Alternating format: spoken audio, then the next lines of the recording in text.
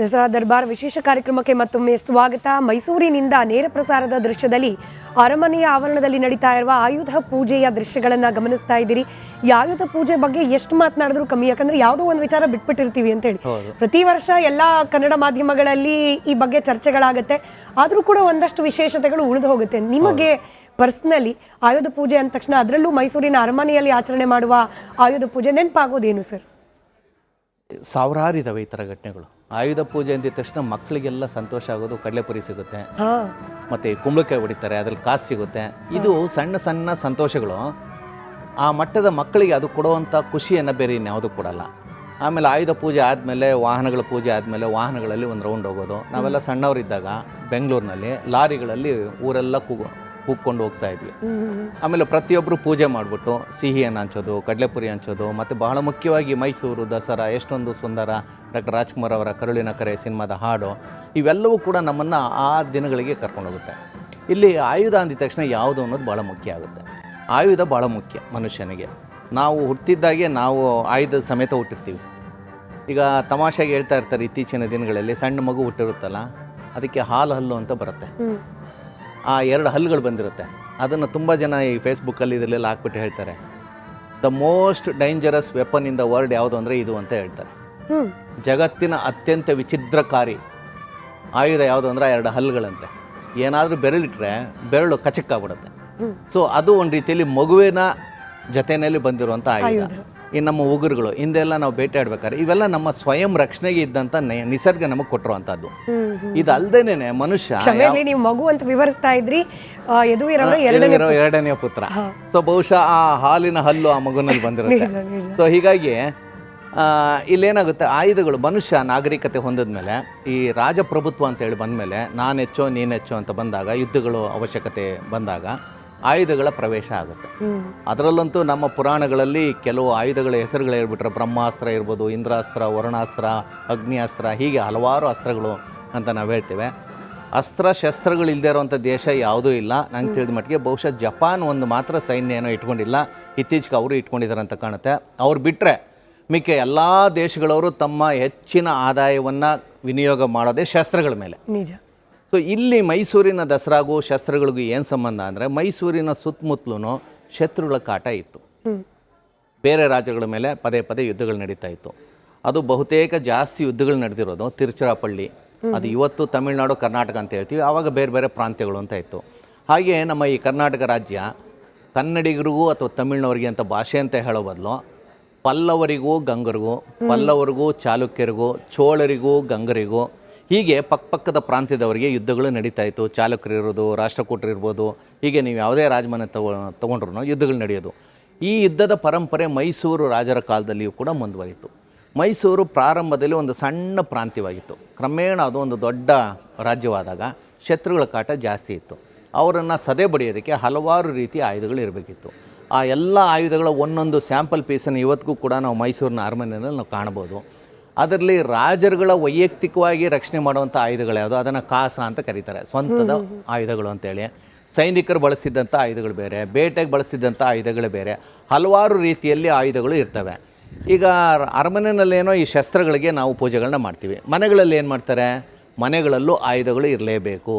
ಏನು ಮನೆಗಳಲ್ಲಿ ಕತ್ತಿ ಗುರಾಣಿ ಇಟ್ಕೊಳ್ದೇ ಇರ್ಬೋದು, ಆದರೆ ಚಾಕು ಚೂರಿ ಅಂತೂ ಬೇಕು, ಈಳಿಗೆ ಮಣೆ ಬೇಕು, ಒನಕೆ ಬೇಕು, ಹೀಗೆ ಹಲವಾರು ಆಯುಧಗಳು ಮನೆಯಲ್ಲೂ ದಿನನಿತ್ಯದ ಇದಕ್ಕೆ. ಮತ್ತು ರೈತರಿಗೆ ಕುಡುಗಲ್ ಬೇಕು, ಸನಿಕೆ ಬೇಕು, ಮತ್ತೊಂದು, ಇವೆಲ್ಲವೂ ಒಂದು ರೀತಿಯಲ್ಲಿ ಆಯುಧಗಳೇ. ಇವುಗಳನ್ನು ನಾವು ಪೂಜೆ ಮಾಡೋ ನೆಪದಲ್ಲಿ ಇವುಗಳನ್ನ ಅಪ್ಡೇಟ್ ಮಾಡ್ತೀವಿ. ಈಗ ಆಯುಧ ಅಂದಿದ ತಕ್ಷಣ ಒಂದು ಕಡೆ ಇಟ್ಬಿಟ್ರೆ ಅದೆಲ್ಲ ಬಹುತೇಕ ಕಬ್ಬಿಣದಿಂದ ಏನೋ ಮಾಡಿರ್ತೀವಿ, ತುಕ್ಕಿಡಿದು ಹೋಗ್ಬಿಡುತ್ತೆ, ಸಮಯಕ್ಕೆ ಅದು ಉಪಯೋಗ ಬರಲ್ಲ. ಅದನ್ನು ಪದೇ ಪದೇ ನಾವು ಅಪ್ಡೇಟ್ ಮಾಡ್ತಾ ಇದ್ರೆ ಆವಾಗ ಏನಾಗುತ್ತೆ, ಅದು ಸುಸ್ಥಿತಿಯಲ್ಲಿರುತ್ತೆ. ಆ ಕಾರಣಕ್ಕೋಸ್ಕರ ಆಯುಧ ಪೂಜೆ ಅನ್ನುವಂಥ ಒಂದು ಕಾನ್ಸೆಪ್ಟ್ ಬಂತು. ಮತ್ತು ಆಯುಧಗಳು ಯಾವುದಿದ್ದಾವೆ, ಮತ್ತು ಈ ವರ್ಷಕ್ಕೆ ಓಕೆ, ಮುಂದಿನ ವರ್ಷ ಯಾವ ರೀತಿ ಬೇಕಾಗುತ್ತೆ, ಅಥವಾ ಇದನ್ನು ಕೂಡ ಅಪ್ಡೇಟ್ ಆಗ್ತಾ ಇರುತ್ತಲ್ಲ.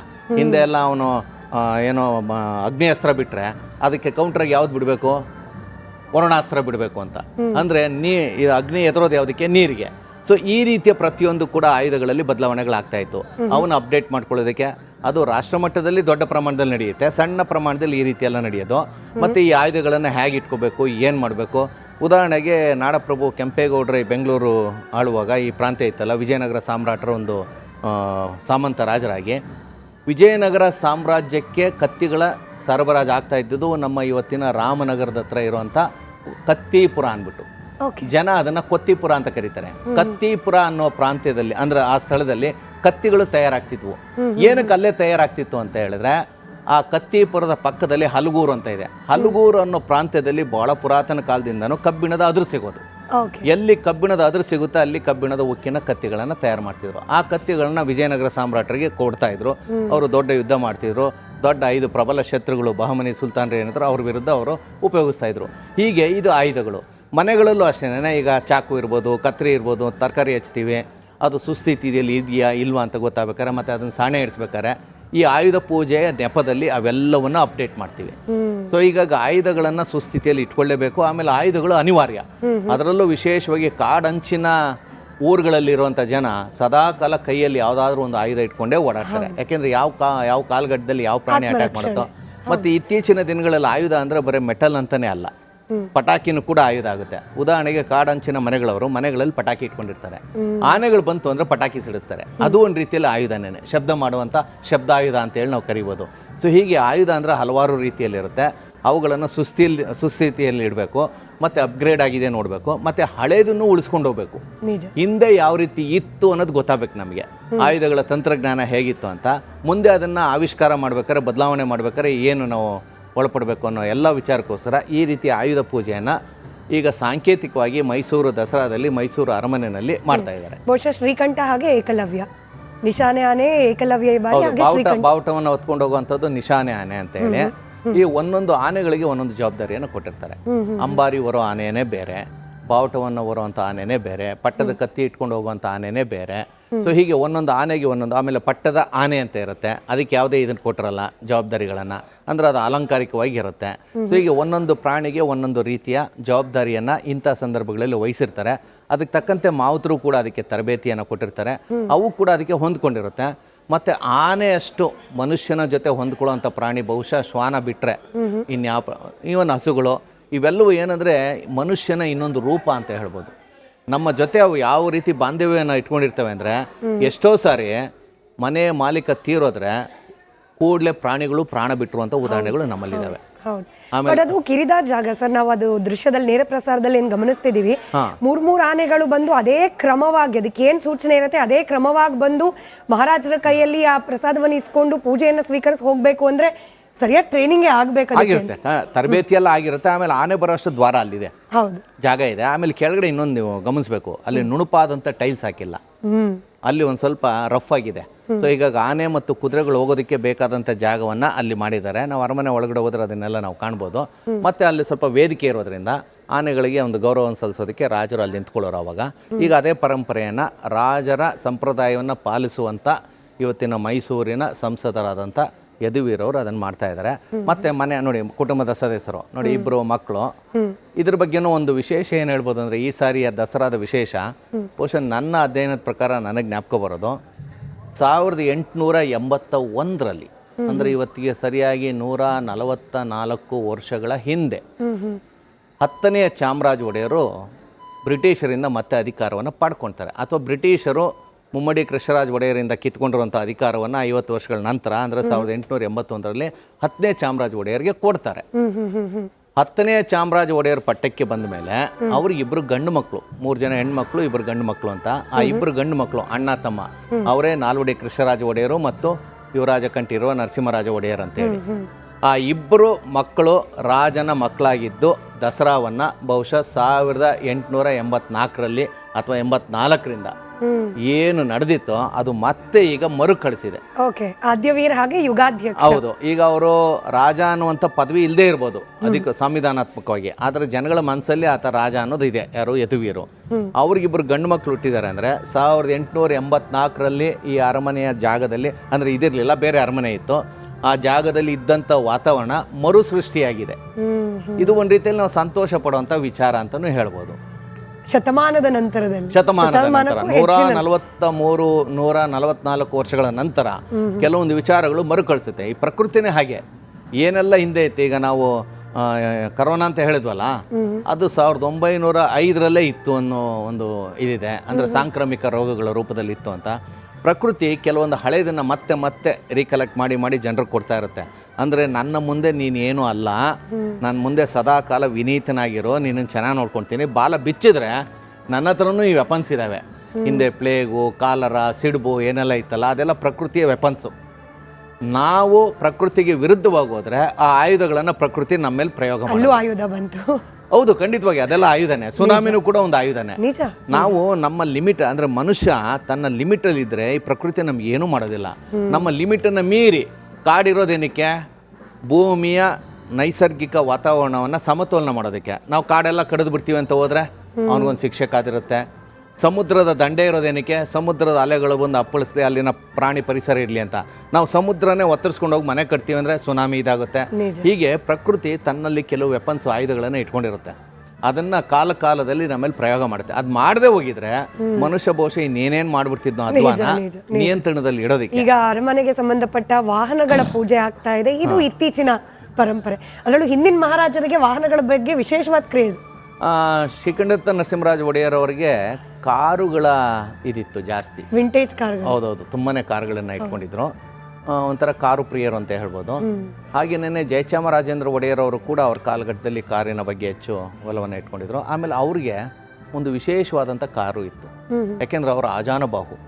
ಜಯಚಾಮರಾಜೇಂದ್ರ ಒಡೆಯರ್ ಇದಾರಲ್ಲ, ಇಡೀ ಮೈಸೂರು ಮಹಾರಾಜರ ವಂಶದಲ್ಲೇನೆ ಅಷ್ಟು ಎತ್ತರಕ್ಕೆ, ಸ್ವಲ್ಪ ಗಾತ್ರದಲ್ಲಿ, ಅಂದರೆ ಅದನ್ನು ರಾಜತ್ವ ಅಂತ ನಾವು ಕರಿತೀವಿ. ಎಲ್ಲ ವಿಷಯದಲ್ಲೂ ಕಿಂಗ್ ಸೈಜ್ ಅಂತ ಕರಿಬೋದು. ಈಗ ನಾವು ದೊಡ್ಡದಕ್ಕೆ ಏನಂತೀವಿ? ಕಿಂಗ್ ಸೈಜ್ ಅಂತೀವಿ. ಸೊ ಹಾಗೆ ಆ ರೀತಿಯ ಒಂದು ಇದಕ್ಕೆ ಅವರಿಗೆ ವಿಶೇಷವಾದಂಥ ಕಾರುಗಳನ್ನೇ ಅವರು ಖರೀದಿ ಮಾಡ್ತಾ ಇದ್ರು. ಶ್ರೀಕಂಠ ಅವರು ನಾರ್ಮಲ್ ಇದ್ರ ಥರದ್ದು, ಸ್ವಲ್ಪ ದೇಹ ಸ್ಥೂಲ ದೇಹ ಆದರೂ ಕೂಡ ಮಾಮೂಲಿ ಅಂತ ಇದ್ರು. ಬಟ್ ಇವರಿಗೆ ಕಾರಿನ ಹುಚ್ಚು ಅನ್ನೋದಕ್ಕಿಂತ ಪ್ರೀತಿ ಜಾಸ್ತಿ. ಸೊ ಹೀಗಾಗಿ ಕಾರುಗಳು, ಮತ್ತು ಆ ಕಾರು ಕೂಡ ಹಿಂದೆ ಇದ್ರ ಬಗ್ಗೆನೂ ಕೂಡ ಹೇಳ್ಬೋದು. ಆಗಿನ ಕಾಲಘಟ್ಟದಲ್ಲಿ ಕಾರನ್ನು ಇಟ್ಟವನೇ ಶ್ರೀಮಂತ. ರಾಜರು ಮತ್ತು ಇವ್ರು ಬಿಟ್ಟರೆ ಇನ್ಯಾರು ಇಡೋಕ್ಕಾಗ್ತಿರ್ಲಿಲ್ಲ. ಬಹುಶಃ ಆ ಕಾಲಘಟ್ಟದಲ್ಲಿ ಮೈಸೂರಿನಲ್ಲಿ ಜಯಚಾಮರಾಜೇಂದ್ರ ಒಡೆಯರ್ ಬಿಟ್ಟರೆ ಇನ್ನೊಬ್ಬರು ಕಾರನ್ನು ಇಟ್ಟವರು ಸಾವುಕಾರ ಚೆನ್ನಯ್ಯ ಅಂತೇಳಿ ಮೈಸೂರಿನಲ್ಲಿ. ಅದೊಂದು ದೊಡ್ಡ ಸುದ್ದಿಯಾಗಿತ್ತು. ಅಂದರೆ ಸಾವುಕಾರ ಚೆನ್ನಯ್ಯ ಅಂದರೆ ಬೈ ಬರ್ತ್ ಅವರು ಬಾಡಿ ಶ್ರೀಮಂತರು. ಅವರು ಕಾರನ್ನು ಇಟ್ಟಿದ್ರು. ಏನು ಮೈಸೂರು ಮಹಾರಾಜರಿಗೆ ಸಮೂಹ ಕಾರ್ ಇಟ್ಟಿದ್ದಾರಲ್ಲ ಅಂತ ಇಲ್ಲಿ ಹೇಳೋರು. ಅದೇ ಥರ ಕೊಡಗಿನಲ್ಲಿ ಒಂದು ಘಟನೆ ನಡೆದಿತ್ತು. ಆಗಿನ್ನೂ ಕೊಡಗು ನಮ್ಮ ಕರ್ನಾಟಕದ ಜೊತೆ ಸೇರಿರಲಿಲ್ಲ. ಸ್ವತಂತ್ರ ರಾಜ್ಯವಾಗಿ ಸಿ ದರ್ಜೆಯ ರಾಜ್ಯವಾಗಿತ್ತು. ಅಲ್ಲಿ ಕೌಡ್ಲು ಮನೆ ಅಂತೇಳಿ ನಾವು ಕರಿತೀವಿ. ಕಾಫಿ ಎಸ್ಟೇಟು ಮತ್ತು ತೋಟ, ಇದು ಕಿತ್ಲೆಹಣ್ಣಿನ ತೋಟ ಎಲ್ಲ ಇತ್ತು. ಸಾಕಮ್ಮ ಅಂತೇಳಿ ಇನ್ನೊಬ್ರು, ಸಾಕಮ್ಮನ ತೋಟದಾಗೆ ಅಂತ ಒಂದು ಸಿನಿಮಾ ಬರುತ್ತಲ್ಲ, ಸಾಕಮ್ಮ ಕಾಫಿ ವರ್ಕ್ಸ್ ಅಂತೇಳಿ ಒಂದು ಮಹಿಳೆ ಆ ಕಾಲಘಟ್ಟದಲ್ಲೇ ಉದ್ಯಮವನ್ನು ಶುರು ಮಾಡಿದರು. ಸಾಕಮ್ಮ ಕಾಫಿ ಅಂದರೆ ಭಾಳ ಫೇಮಸ್ಸು ಮೈಸೂರಿನಲ್ಲಿ, ಬೆಂಗಳೂರಿನಲ್ಲೆಲ್ಲ. ನಾನು ಹೇಳ್ತಾ ಇರೋದು ಒಂದು 70-80 ವರ್ಷಗಳ ಹಿಂದೆ. ಅಲ್ಲೇನಾಗಿದೆ, ಈ ಕೌಡ್ಲೆ ಮನೆತನಕ್ಕೂ ಸಾಕಮ್ಮ ಅನ್ನೋ ಮನೆತನ ಇಬ್ಬರು ಭಾರಿ ಶ್ರೀಮಂತರು. ಬೇರೆ ಬೇರೆ ಜನಾಂಗದವರಾದರೂ ಕೂಡ ಒಂದೇ ಊರಿನವರು ಶ್ರೀಮಂತರು. ಇವರೊಂದು ಕಾರ್ ತಂದ್ರೆ ಅವರೊಂದು ಕಾರ್ ತರೋರು. ಆ ಪೈಪೋಟಿ ಇತ್ತು. ಇದನ್ನು ಹೆಲ್ತಿ ಕಾಂಪಿಟೇಷನ್ ಅಂತ ಕರಿತೀವಿ. ಆರೋಗ್ಯಪೂರ್ಣವಾದಂಥ ಪೈಪೋಟಿ. ನೀನೊಂದು ತಂದ ನಾನು ಒಂದು ತರ್ತೀನಿ. ಇಡೀ ಕೊಡಗಿಗೆ ಪೈಪೋಟಿ ಮೇಲೆ ಕಾರ್ಗಳನ್ನ ತರ್ತಾರೆ. ಈ ಮಾತು ಏನು ಕೇಳಿದೆ ಅಂದರೆ ಆ ಒಂದು ಪೈಪೋಟಿ ಆ ಕಾಲದಲ್ಲಿತ್ತು. ಈಗ ಬಿಡಿ, ಕಾರು ಅಂತ ಹೇಳಿದ್ರೆ ಎಲ್ಲರ ಮನೆಯಲ್ಲೂ ಕಾರ್ ಇರುತ್ತೆ, ಅದೇನು ದೊಡ್ಡ ವಿಶೇಷ ಏನಲ್ಲ. ಆದರೆ ಹಿಂದೆ ಕಾರುಗಳು ಭಾಳ ಪ್ರಮುಖವಾದಂಥ ಪಾತ್ರ ವಹಿಸಿತ್ತು. ಮತ್ತು ಮೈಸೂರಿನ ರಾಜರು ಕೂಡ ಅವ್ರದ್ದೇ ಆದಂಥ ಕಾರ್ನಲ್ಲಿ ಬೆಂಗಳೂರಿಂದ ಮೈಸೂರಿಗೆ ಹೋಗೋರು. ಜೊತೆಗೆ ಅವ್ರದ್ದೇ ಆದಂಥ ರೈಲು ಕೂಡ ಇತ್ತು. ಕ್ವೀನ್ಸ್ ಕೋಚ್ ಅಂತ ಕರಿತೀವಿ, ರಾಣಿಯರ ಕೋಚ್ ಅಂತೇಳಿ ರೈಲು. ಅದು ಇವತ್ತಿಗೂ ನಾವು ಮೈಸೂರು ಎಕ್ಸಿಬಿಷನಲ್ಲಿ, ರೈಲ್ವೆ ಎಕ್ಸಿಬಿಷನಲ್ಲಿ ನೋಡ್ಬೋದು. ರಾಣಿಯರು ಪ್ರವಾಸ ಮಾಡ್ತಿದ್ದಂಥ ಬೆಂಗಳೂರು ಟು ಮೈಸೂರು ರೈಲಿನ ಬೋಗಿಗಳಿದಾವಲ್ಲ, ವಿಶೇಷವಾಗಿದ್ದಾವೆ. ಅಲ್ಲಿ ಎಲ್ಲ ರೀತಿಯ ಇದನ್ನೇನನ್ನು ನಾವು ಕರಿತೀವಿ, ಅಡುಗೆ ಮಾಡ್ಕೊಳ್ಳೋದಕ್ಕೆ ವ್ಯವಸ್ಥೆ ಇದೆ, ಶೌಚಾಲಯಗಳಿದ್ದಾವೆ, ಶಯನಗೃಹ ಇದೆ, ಫ್ಯಾನ್ಗಳಿದ್ದಾವೆ. ಅಂದರೆ ಎಲ್ಲ ರೀತಿಯ ವೈಭವದ ಒಂದು ವಾಹನ ಸಮರ್ಪಣೆ ಆಗ್ತಾ ಇದೆ. ಬಹುಶಃ ಅದರ ನೇರ ಪ್ರಸಾರದ ದೃಶ್ಯಗಳು.